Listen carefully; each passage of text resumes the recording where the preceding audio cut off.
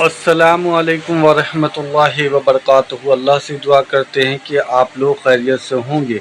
Mufti Tariq Masood historical U turn on Chishti رسول expose by engineer Muhammad Ali Mirza.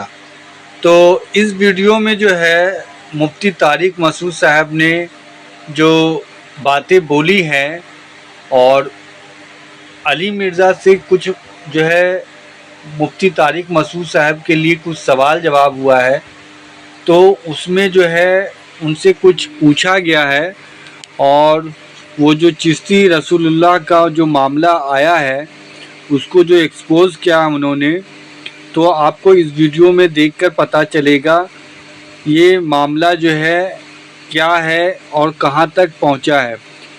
اور اللہ ہم سب کو یہ سب چیزوں سے بچائے، اللہ ہمیں ہدایت کا راستہ دکھائے، اللہ اور اللہ کے رسول کے بتائے ہوئے راستے پہ ہم چلیں اور اللہ کے ساتھ کسی کو شریک نہ ٹھہرائیں، اور ہم سب کو سے جو بھی جانے انجانے میں غلطیاں ہوئیں اللہ معاف فرمائے، آمین ثم آمین۔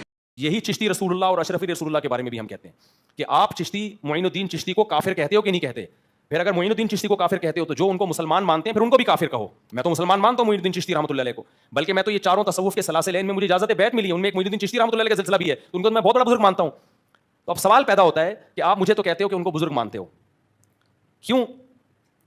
میں ان کو اگر میں یہ مانتا ہوں کہ انہوں نے یہ کلمہ پڑھایا ہے، یا تو میں مانوں گا ہی نہیں نا کلمہ پڑھایا ہے، آپ کی میں بات کا جواب بھی نہیں دے رہا، تو آپ پھر فتویٰ لگاؤ کہ مفتی طارق مسعود دار اسلام سے خارج، کہ جس شخص نے اپنے نام کا کلمہ پڑھایا مفتی طارق مسعود اس کو بھی کیا مان رہا ہے؟ مسلمان نہیں بلکہ بزرگ۔ لیکن اگر آپ کوئی تعویل کرتے ہو کہ نہیں مفتی صاحب کو میں کافر اس لیے نہیں قرار دیتا کہ چشتی رسول اللہ کا یہ مطلب بھی بن سکتا ہے، یہ مطلب بھی بن سکتا ہے، تو پھر وہ مطلب آپ منہ سے پھوٹو نا۔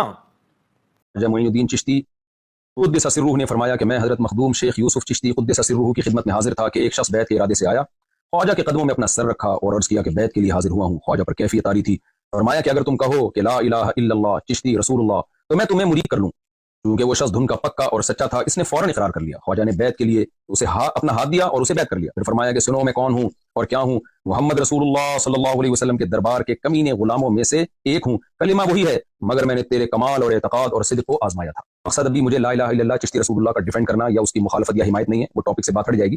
بتانا صرف یہ ہے کہ جو بریلوی حضرات میں جو شدت پسند لوگ ہیں جو مجھے گستاخ رسول قرار دے رہے ہیں، اور میرا دعویٰ یہ ہے کہ جب بھی کوئی شخص ایسے کلمات کہتا ہے تو اس کو ایکسپلینیشن کا موقع دیا جائے گا کہ آپ کی مراد کیا تھی۔ یہاں لا الہ الا اللہ چشتی رسول اللہ انہوں نے پڑھا، مرید کو اس بیس پہ بیعت کیا، پھر ڈیفینڈ کیا کہ میرا کلمہ وہی ہے جو لا الہ الا اللہ محمد رسول اللہ ہے۔ تو آپ اس ایکسپلینیشن کو مانتے ہیں کہ نہیں مانتے؟ انہوں نے جو پہلا لفظ ہے نا لا الہ الا اللہ چشتی رسول اللہ، اس میں رسول اللہ کے لفظ میں تعویل کی کہ وہاں رسول اللہ سے میری مراد اللہ کا نبی ہونا نہیں ہے۔ یہ تعویل ٹھیک ہے غلط ہے، میں اس بحث میں نہیں جا رہا، میں یہ عرض کر رہا ہوں کہ آپ معین الدین چشتی کے شیخ کی اس تعویل کو قبول کرتے ہیں، اسی وجہ سے آپ ان کو گستاخ قرار نہیں دیتے۔ یہ کام اگر کسی اور سے ہوتا ہے اور لگتا ہے کہ اس نے گستاخانہ لفظ استعمال کیے ہیں تو اس کو ایکسپلینیشن کا موقع آپ کیوں نہیں دیتے اور اس کی ایکسپلینیشن کو آپ قبول کیوں نہیں کرتے؟ اچھا، ان کا جو آخری اعتراض ہے کہ چشتی رسول اللہ ہو یا اشرف علی رسول اللہ ہو، ان پر یا تو آپ کفر کا فتویٰ لگائیں یا جو آپ تعویل کرتے ہیں نا وہی تعویل مفتی صاحب کہتے ہیں ہم کرتے ہیں۔ آپ کیا تعویل کرتے ہیں ان کی؟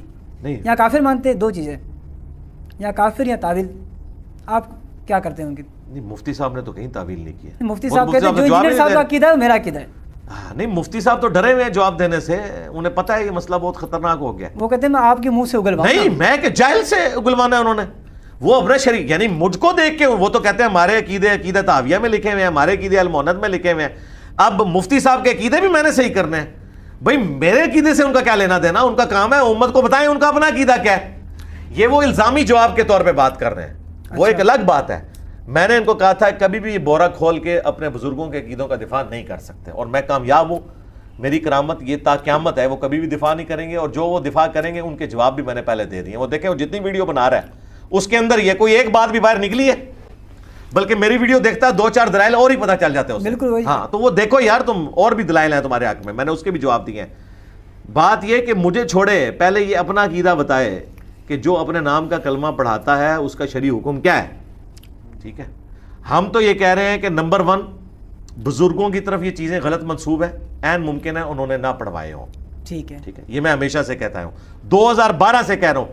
اگر کوئی کہنا کہ یہ ہمارے کہنے پہ کہہ رہا ہے میری پہلی ویڈیو تھی انڈیا اور پاکستان کے بزرگوں کی 19 گستاخانہ عبارات کا تحقیقی جائزہ مسئلہ 71B 2012 میں، آج ہے 23 جون 2024، 12 سال پہلے میں نے شروع میں 5 پوائنٹ بتائے تھے کہ میرا حسن ظن ہے کہ بزرگوں نے یہ کام نہیں ڈالا، اس وقت بھی میں کہتا تھا، لیکن چونکہ تمہارا کہنا ہے کہ ڈالا ہے، تو اب جب تم یہ کہہ رہے ہو کہ انہوں نے ڈالا ہے تو اب بھی ہم ان کی عبارتوں کے اوپر فتویٰ دیں گے، شخصیات پہ اس لیے نہیں دیں گے کہ وہ ہمارے سامنے نہیں ہے۔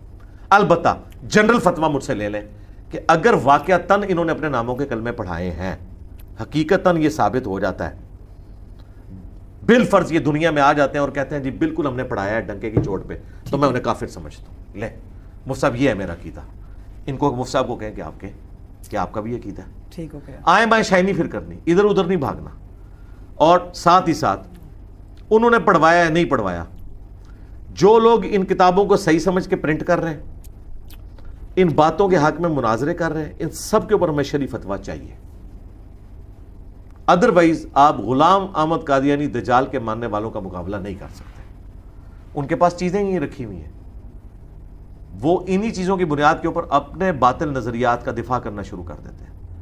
تو ان کو جو مجھ سے چاہیے، یعنی میں نے اب ان کو سکھانا ہے کہ تمہارے عقیدے کون سے ہیں، اور جس کو انجینئر صاحب کہیں گے وہ حق ہوگا، اور جسے انجینئر صاحب باطل کہیں گے وہ باطل ہوگا۔